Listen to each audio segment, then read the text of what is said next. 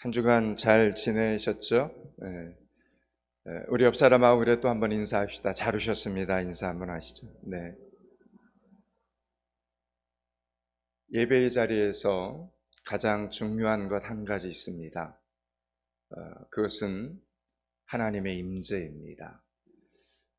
무엇보다 중요한 하나님의 임재를 사모하고 하나님의 말씀 가운데 집중하는 여러분들이 되실 수 있기를 축복합니다. 어떤 분이 성경을 이렇게 읽다 보니 마태복음에 나왔던 내용이 마가복음에도 나오고 요한복음에도 나오는 것을 보고 쓸 내용이 없어서 했던 이야기를 또 기록해 놓았구나 라고 생각했습니다. 정말 그렇습니까? 여러분, 성경은 하나님께서 쓰신 책이면서 동시에 사람을 통해 쓰신 글입니다. 그러다 보니 쓰는 사람마다 관점이 다르고 문체가 다르고 중요하게 생각하는 부분이 달라서 똑같은 사건을 기록하면서도 표현하는 방법이 다릅니다. 마치 이순신 장군에 대한 이야기가 영화로도 나오고 소설로도 나오고 드라마로도 나오지만 각각 분위기가 다르고 감동이 다른 것처럼 사실은 그대로지만 사람에 따라 다르게 묘사된다는 것을 기억하시면 좋겠습니다. 신약 성경 첫머리에는 4개의 복음서가 나오는데 우리는 이것을 사복음서다 이렇게 이야기를 합니다. 마태복음, 마가복음, 누가복음, 요한복음, 이 사복음서 중에서 가장 먼저 기록된 책이 한 권 있는데 바로 마가복음입니다. 혹시 마가복음을 한 번도 읽지 않은 성도들은 오늘부터 한번 믿음을 가지고 읽어가면서 하나님의 말씀을 들으면 일상 속에 하나님이 주시는 기적이 일어날 줄로 믿습니다. 놀라운 기적이 하나님의 말씀을 통해서 여러분의 삶 속에 일어나게 될 줄로 믿습니다. 그 믿음을 가지고 오늘부터라도 마가복음을 한 장씩 읽어 나가시기 바랍니다. 이 마가복음은 첫 줄이 이 책 전체의 이야기를 압축시켜 놓은 것과도 같습니다. 그래서 성경을 연구하는 신학자 중에는 오늘 저와 여러분이 읽은 이 마가복음 1장 1절을 창세기 1장 1절보다 더 위대한 서문이라고 이야기하는 학자들도 많습니다. 오늘 보면 1절을 다시 한번 읽어볼까요? 1절입니다. 하나님의 아들 예수 그리스도의 복음의 시작이라. 아멘. 여러분, 말씀을 듣고 여러분이 예배를 드리고 돌아가셔도 여러분의 삶의 자리에서 이 1절 한 절 말씀만 기억해도 여러분 이 말씀 때문에 여러분의 삶이 생명이 될 줄로 믿으시기 바랍니다. 하나님의 아들 예수 그리스도의 복음의 시작이라.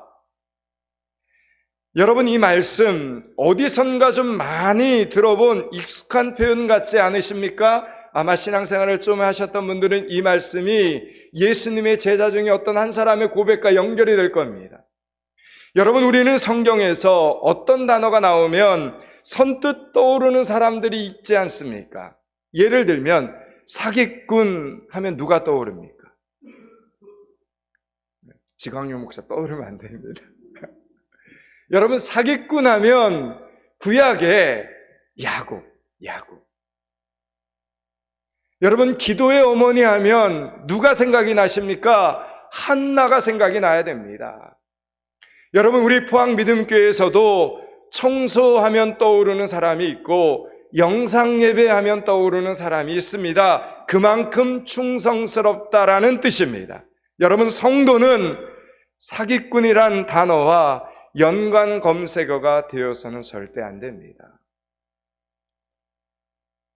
여러분은 그런 이름으로 불리지 마시기 바랍니다.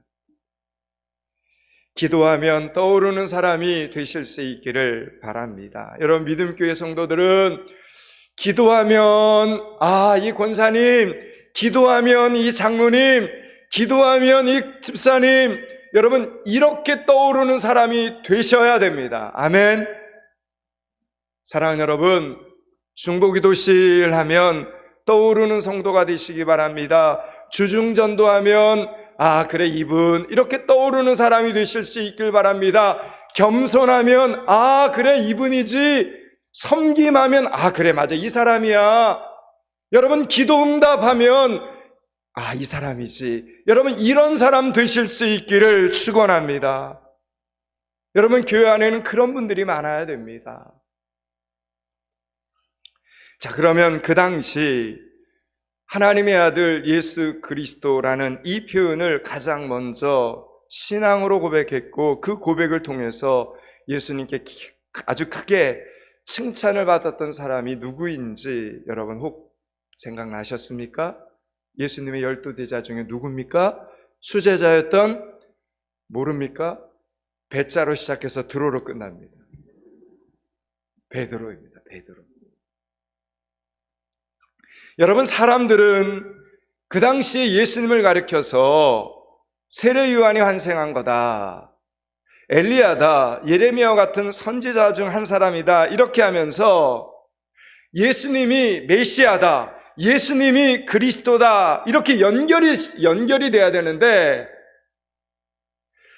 예수님이 그리스도라는 이 사실을 수많은 사람들이, 심지어 예수님의 제자들도 이걸 연결을 시키지 못하고 있었습니다. 그래서 예수님이 너무 안타까워서, 요즘 말로 하면 우리 예배 후에 셀 모임 오늘도 갖지 않습니까? 그러니까 셀 모임을 가진 겁니다. 예수님이 제자들을 딱 12명의 제자들을 앉혀놓고 너무 답답하니까 예수님이 셀 모임을 통해서 제자들에게 물으신 겁니다. 사람들은 나를 누구라고 하고, 그런데 너희들은 나를 누구라고 생각하느냐, 이렇게 예수님이 물으십니다. 너무 답답해서. 그러자 성격 급한 베드로가 손을 번쩍 들고 대답을 합니다. 예, 주는 그리스도시요 살아계신 하나님의 아들이십니다. 여러분, 그런데 이 대답은 어마어마한 선언이었습니다. 베드로가 얼떨결에 대답을 한지는 모르겠지만 어쨌든 그의 고백, 예수님이 누구신가를 정확히 드러내는 고백이었기 때문입니다. 주는 그리스도시요 살아계신 하나님의 아들이시니이다, 이렇게 고백을 합니다. 여러분, 오늘 본문 1장 1절을 다시 한 번만 읽겠습니다. 1절을 같이 읽습니다.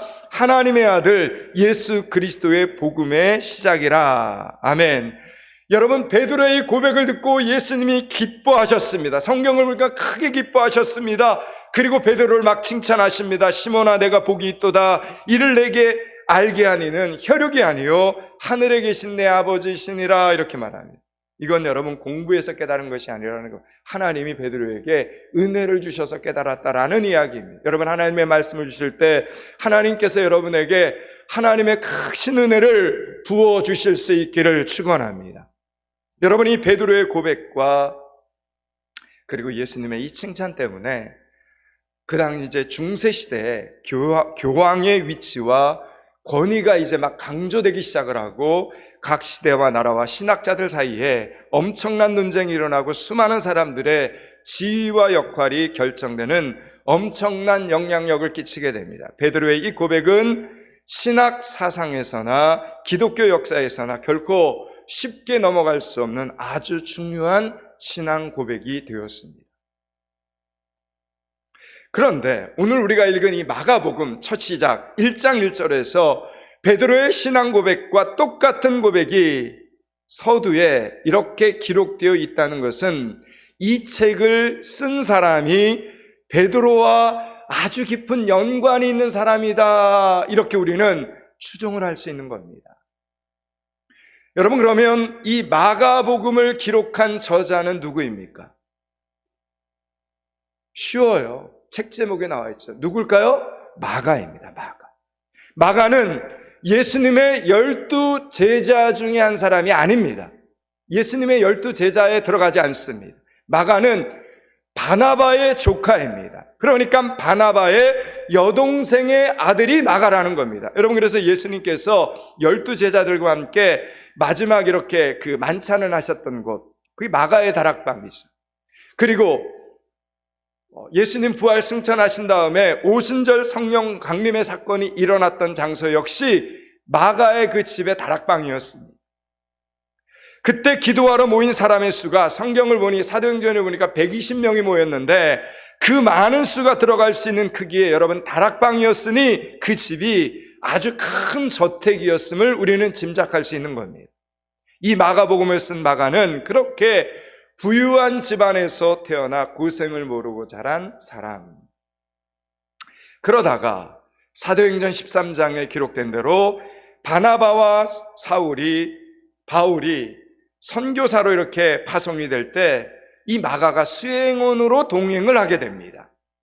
마가가 바울과 바나바의 수행원으로 이렇게 따라 나섰다는 것은 아무래도 삼촌인 바나바의 역량이 아마 있었을 것입니다. 그런데 마가는 어찌된 영문인지 선교 여행 중에 도중에 다시 예루살렘으로 혼자 돌아옵니다. 한마디로 중도 하차를 한 겁니다. 그 이유에 대해서 학자들이 몇 가지 추측을 내립니다. 첫째, 부잣집 아들이었기 때문에 고생을 모르고 자란 마가가 아마 선교 여행 중에 그 당시에 뭐 비행기도 있는 것도 아닌데 자동차도 있는 것도 아닌데 몇 날 며칠을 다 걸어 다니는 거 아닙니까? 그러니까 힘에 겨워서 돌아갔을 것이다. 너무 고생스러워서. 또는 풍토병에 걸렸거나 바울의 일 중심적인 어떤 사역 때문에 그냥 돌아갔을 것이다. 잘 맞지 않아서 그런 의견도 있고, 그리고 마지막으로 가장 압도적인 것은 마가가 향수병에 걸려 고향으로 돌아갔으리라는 의견입니다. 그러나 성경은 정확한 이유가 기록되어 있지 않기 때문에 그저 추측만 할 뿐입니다. 자, 그런데 마가가 제1차 전도 여행 중에 이렇게 중도 하차한 일 때문에 어떤 일이 생깁니까? 마가 때문에, 이 마가라고 하는 이 한 사람 때문에 사실상 사도 바울과 바나바가 얼마나 친한 사이였습니까? 예루살렘 교회에서 최초로 파송한 선교사가 이 두 사람인데 그만큼 하나님의 사역들을 연합해서 잘 감당했던 이 바울과 바나바가 대판 싸웁니다. 누구 때문에요? 마가 때문에. 얼마나 심하게 싸웠는지 성경에 그들의 싸움이 기록될 정도입니다. 물론 바나바는 성령 충만하고 온유하고 착한 사람이었기 때문에 마가는 우리의 전도여행에, 선교여행에, 선교여정에 필요한 사람이니 우리가 한 번 더 용서하고 그를 다시 한번 데려갑시다. 이렇게 사도 바울을 설득을 합니다. 그러나 바울은 대쪽 같은 사람입니다. 복음에 대해서. 그래서 바울은 그 말에 반발하면서 크게 바나바에게 화를 냅니다. 우리와 같이 밤빌리아에 이르러 가지 않은 사람, 도중에 하차한 사람 다시 합류시킨다는 거 이거 말이 되지 않습니다. 이런 지하에 거절을 합니다. 평소 같으면 어떻게 해서든지 서로 맞추어가는 방법을 선택했을 것 같은데 이 일에서만큼은 이상하게 바나바도 양보를 하지 않는 것입니다. 그러면 우리가 이런 불편한 마음으로 함께 선교하는 것은 하나님 앞에 덕도 안 되고 성도들 보기에 안 좋으니 이쯤에서 갈라섭시다. 이러면서 이별을 고하는 겁니다. 그리고는 바나바는 마가를 데리고 선교 여행을 떠납니다. 이때부터 사도 바울은 바나바와 헤어져 다른 사람들과 동력하게 됩니다. 그 뒤에 기독교 선교 역사의 이름은 두 줄기로 갈라지게 됩니다.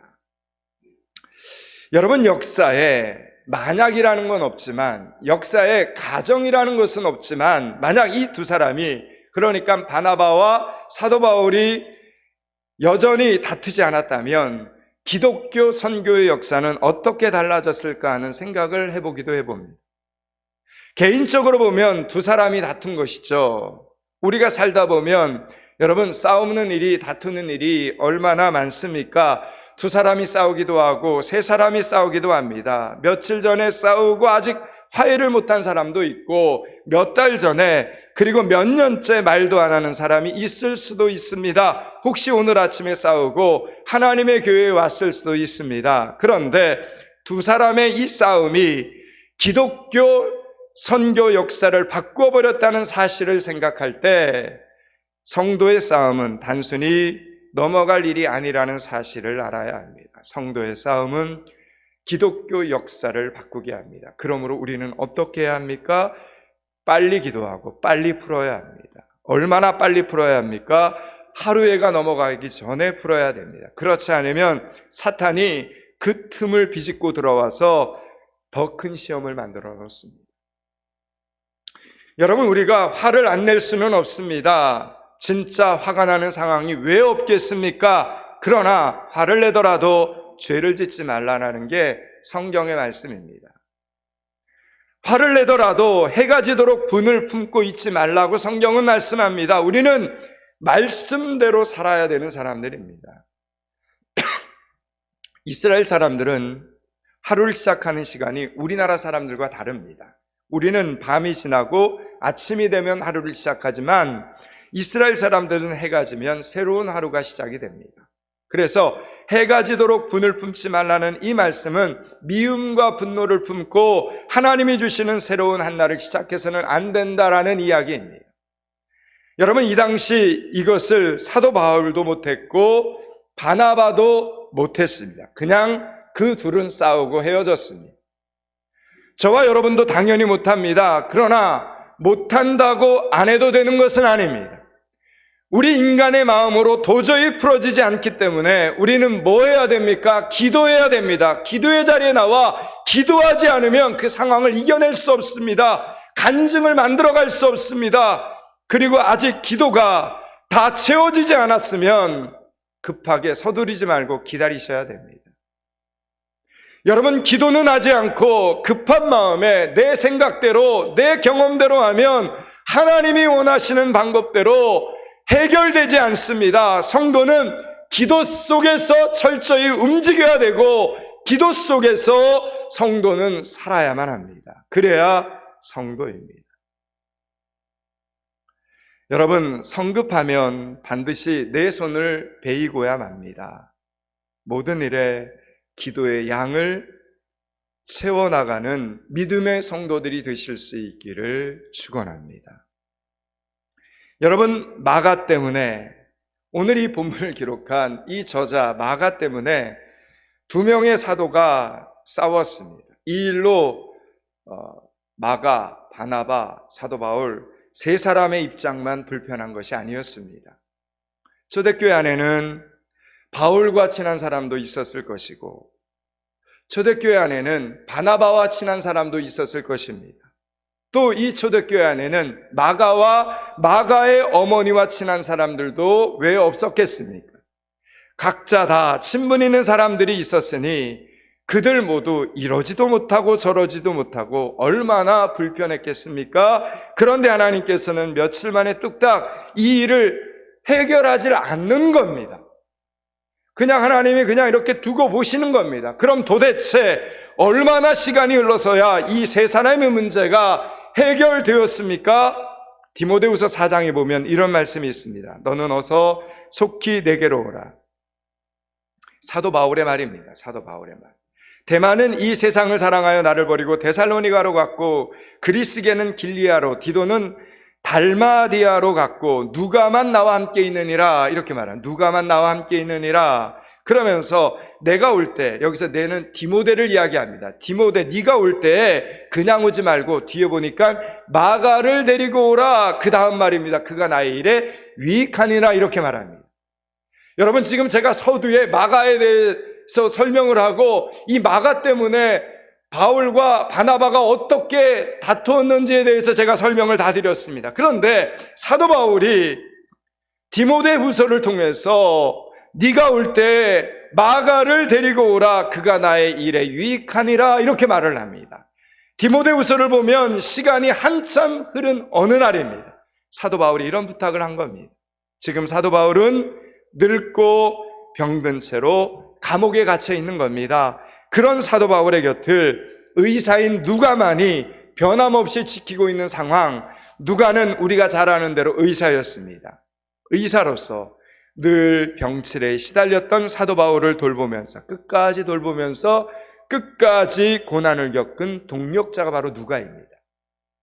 이제 사도 바울은 자신에게 서서히 드리우는 죽음의 그림자를 직감하게 됩니다. 이제 내가 얼마 살질 못하겠구나. 그리고는 편지를 디모데에게 한 통을 쓰면서 디모데에게 글을 보러 올 때 마가를 좀 데리고 오라, 이렇게 요청을 한 겁니다. 그러면서 마가가 그에게 유익한 사람이라 이렇게 덧붙였습니다. 자, 여러분, 죽음의 시간이 머지않아서 사도 바울의 마음이 부드러워진 것일까요? 아니면 단순히 인간적인 용서와 화해가 일어난 것일까요? 둘 다 아닙니다. 여기에서 그가 나의 일에 유익하니라 라는 이 말은 사실상 마가의 변화를 전제로 하는 말이라는 겁니다. 그러니까 마가가 어땠다는 겁니까? 달라졌다는 겁니다. 변했다는 것입니다. 오래전 바나바와 사도 바울 사이에서 분란만 일으켰던 그 마가가 이제는 아니라는 겁니다. 사도 바울은 마가가 성숙하게 변한 것을 미리 알고 마가를 데리고 오라, 이렇게 부탁을 디모데에게 한 것입니다. 자, 그럼 선교 여행 중에 중도 하차하고 되돌아간 이 철부지 마가가 어떻게 이렇게 유익한 인물로 쓸모있는 하나님의 사람으로 변할 수 있었던 것입니까? 여러분, 이것이 우리의 질문이 되어야 됩니다. 여러분, 삼촌인 바나바의 영향으로 이렇게 되었구나, 이렇게 우리는 추측할 수도 있겠지만, 그러기에는 왜 삼촌이었던 바나바가 너무 일찍 죽고 말았습니다. 선교여행에서 돌아온 지 얼마 되지 않아 바나바가 죽었기 때문입니다. 그럼 누가 마가의 이 변화에 아름다운 영향을, 선한 영향을 준 것입니까? 성경을 보니 베드로였습니다. 베드로전서 5장에서 베드로는 마가를 가리켜서 내 아들, 이렇게 표현을 합니다. 여러분, 그것은 베드로와 마가가 매우 친밀한 관계였으며 마가가 베드로의 영적 아들로서 그에게 절대적인 어떤 영향을 받고 있었구나라는 걸 우리는 느낄 수 있습니다. 그래서 여러분, 초대교회 문서를 이렇게 살펴보면 마가가 그 당시에 베드로의 통역관으로 동행했다라는 기록들이 곳곳에 기록되어 있습니다. 결국 마가를 베드로가 데리고 다니면서 마가를 변화시키고 성숙하게 만든 것입니다. 여러분, 참 재미있는 인연 아닙니까? 여러분, 베드로가 누구입니까? 여러분, 베드로가 어떤 사람입니까? 그는 예수님을 한 번도 아니고 두 번도 아니고 세 번이나 예수님의 수제자였는데도 불구하고 부인했던 사람이 베드로 아닙니까? 세 번씩이나 예수님을 부인했던 가슴 아픈 기억을 가진 사람이 베드로입니다. 실패, 나는 한 번도 아니고 두 번도 아니고 세 번을 실패한 사람이지, 그는 예수님을 세 번이나 부인한 사람, 예수님의 십자가 사건을 통해서 넘어짐이 무엇인지 정확하게 뼈저리게 경험했던 사람, 그 사람이 바로 베드로였습니다. 그런 베드로는 어느 날 이렇게 보니까 선교여행 중에 도중에 하차하고 돌아와서 자포자기하고 그렇게 무기력하게 실패자의 모습으로 서 있는 마가를 본 겁니다. 베드로가. 그러면서 자신의 옛날 그 생각이 난 겁니다. 그래서 안타까운 마음으로 마가를 그의 수하로 드립니다. 여러분, 그 당시에 베드로는 수제자였습니다. 예수님 부활 승천하신 다음에 수많은 사람들이 베드로를 따라다녔습니다. 베드로를 만나길 원했습니다.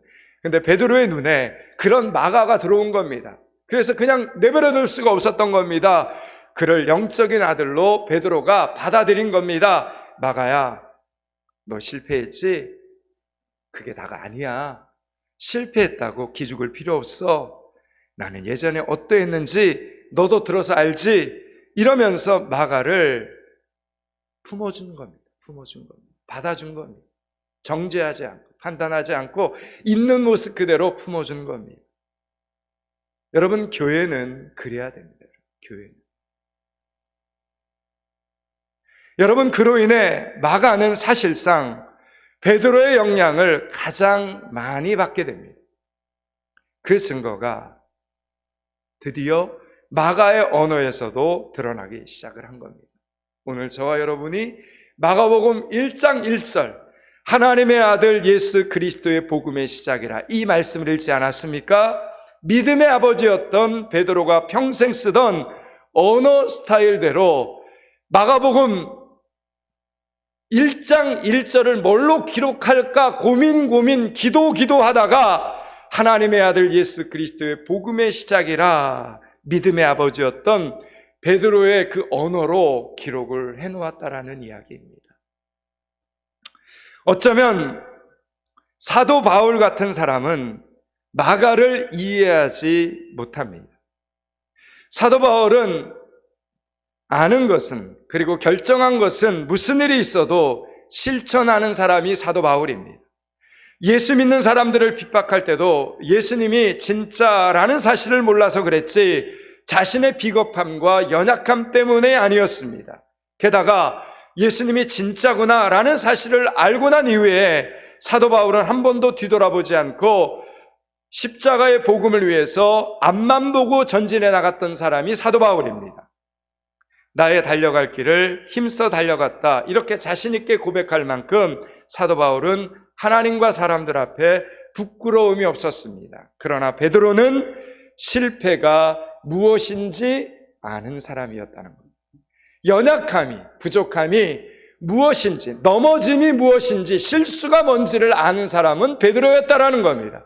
비겁하고 부끄러운 자신의 모습 때문에 어디론가 숨고 싶었던 사람, 그 사람이 베드로였습니다. 조용히 물고기나 잡으면서 아무도 만나고 싶지 않았던 사람, 그 사람이 베드로였습니다. 그래서 부활하신 예수님을 만난 뒤에도 베드로가 고기 잡으러 가지 않습니까? 너무 부끄러워서. 자기 자신을 보니까 너무 실패한 인생 같고, 예수님 앞에 내가 이런 고백을 했네. 여러분, 그런 그에게 누가 찾아오셨습니까? 예수님이 직접 디베라 바닷가에 있는 베드로를 찾아오셔서 그 바닷가에서 베드로를 만나주시지 않았습니까? 베드로는 그 디베라 바닷가에서 자기가 지금 그런 마음을 가지고 아무도 안 만나려고, 자기는 실패자고 난 더 이상 이 신앙의 길을, 믿음의 길을 갈 수 없어, 이렇게 다 포기하고 그 디베라 바닷가 갈릴리 호수에서 물고기를 잡고 있는 그 베드로, 예수님이 직접 찾아와 만나주셨다라는 이야기입니다. 그 사랑, 그 은혜를 입었기에 베드로는 마가를 일으켜 세우고 싶었던 것입니다. 그렇게 베드로의 사랑과 베드로의 섬김과 베드로의 양육을 받은 마가는 또 한 명의 위대한 제자로 성장하게 되었던 것입니다. 여러분, 그 마가에 의해서 오늘 저와 여러분이 읽고 은혜를 받는 이 마가복음이 기록되었다라는 이 사실입니다. 때문에 마가는 자신의 아버지요 믿음의 스승이었던 베드로의 이 신앙 고백을 그대로 이어받아서 감히 자신이 적는 이 거룩한 마가복음의 첫 구절을 베드로의 신앙 고백으로 선언하고 있는 장면입니다. 하나님의 아들 예수 그리스도 복음의 시작이라. 여러분, 사람은 살면서 10번 변한다는 말이 있죠. 좋게 변할 수도 있고 나쁘게 변할 수도 있습니다. 마가는 베드로를 만나서 좋게 변했습니다. 의지박약한 한 청년에서 이렇게 예수님을 위해 목숨을 바칠 수 있는 훌륭한 믿음의 제자로 변화되었습니다. 저는 오늘 이 말씀을 준비하면서 우리 포항믿음교회 성도들이, 여러분이 만나는 사람들이 이렇게 좋은 사람으로 변화되었으면 좋겠다, 이런 간절한 마음을 갖게 되었습니다. 사랑하는 여러분, 여러분이 만나는 사람들도 이렇게 좋게 변할 수 있기를 축원합니다. 저 사람 믿음이 없었던 사람이었는데 여러분을 만남으로 믿음 좋은 사람으로 변할 수 있기를 축원합니다. 저 사람 생각하고 말하고 행동하는 게 늘 부정적인 사람이었는데 여러분을 만남으로 긍정적인 사람으로, 교회에 덕을 끼치는 사람으로 변화될 수 있기를 축원합니다. 난폭하고 문제만 일으키는 사람이었는데 여러분을 만남으로 온유하고 존귀한 사람들로 변화될 수 있기를 축원합니다. 하나님의 교회에 은혜를 끼치고 하나님의 교회 공동체에 덕을 끼치는 사람으로 변화될 수 있기를 축원합니다. 여러분, 이를 위해서 베드로처럼 우리는 어떻게 해야 됩니까? 같이 기도해야 됩니다. 혼자 기도하지 말고 함께 기도하고 함께 기다려 줄 수 있어야 합니다. 오늘 우리는 이 마가복음 1장 1절을 통해 네 사람 만났죠? 제일 먼저 이 본문을 기록한 마가, 그리고 그의 스승이었던 베드로, 그리고 사도 바울, 그리고 바나바, 네 사람의 인물을 오늘 1장 1절에서 만났습니다. 사도 바울이 그의 인생의 말년에 마가를 데리고 오라 이렇게 편지를 쓸 때는 거의 죽음 직전이었습니다. 1차 선교여행 때가 40대 초반이었는데 60대 중반이 되어서야 사도 바울은 마가와 화해를 하게 된 겁니다. 하나님 안에서 20년의 세월이 지나고 나니 서로가 각자의 자리에서 성숙되고 변화되었습니다. 그런데 여러분, 화해하는 데는 시간이 너무 오래 걸렸습니다. 안타깝게도 바나바는 바울과 화해할 시간도 없이 너무 일찍 죽고 말았습니다. 인생이란 그렇습니다. 사랑하기에도 짧은 인생이 미워하는데 전부 소진되고 맙니다. 여러분, 성도의 시간이 그렇게 흘러가기에는 너무 아깝지 않습니까? 성도의 마음을 무엇으로 바꾸시겠습니까? 이제 말씀을 마치려고 합니다. 사랑하는 여러분, 오늘 설교의 제목을 기억하십니까? 우리 한번 주보를 보고 제목을 좀 읽어봅시다. 같이 읽겠습니다. 나의 감사, 나의 기쁨, 나의 말, 나의 행동, 나의 용서, 나의 사랑. 이 모든 것을 우리 예수님께서 보고 계십니다. 저는 잘 몰라요. 여러분이 여러분의 삶의 현장에서 어떤 감사를 하는지, 어떤 기쁨의 모습으로 사는지, 어떤 말을 하고 다니는지, 어떤 행동을 하고 다니는지 저는 모릅니다.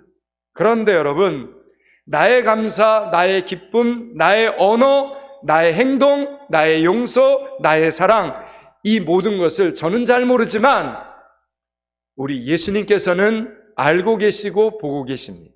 그리고 예수님께서 기억하십니다.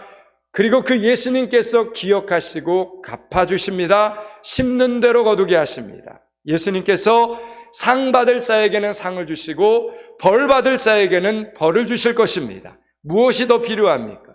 혹시 여러분은 어디에 서 있습니까? 오늘 다시 한번 우리에게 주신, 나에게 주신 하나님의 말씀으로 돌아가서 오직 여러분은 성도로서 감사하고 성도로서 기뻐하실 수 있기를 바랍니다. 성도로서 용서하고 성도로서 사랑하실 수 있기를 바랍니다. 우리 모두 그렇게 상을 받을 자로 하나님과 교회 앞에 살아가는 믿음의 성도들이 되실 수 있기를 주님의 이름으로 축원합니다. 기도하겠습니다. 하나님, 이번 한 주간도 말씀이 생명이 되어 기도의 자리에서부터 함께 기도하고 함께 기다리며 성령의 역사를 만들어가게 하여 주시옵소서. 말씀보다 기도보다 앞서지 않게 하시고 사랑하기에 바쁜 인생, 섬기기에 바쁜 인생, 기도하고 감사하기에 바쁜 인생, 전도하기에 바쁜 인생 살게 하여 주시옵소서. 예수 그리스도 이름을 받들어 기도드리옵나이다. 아멘.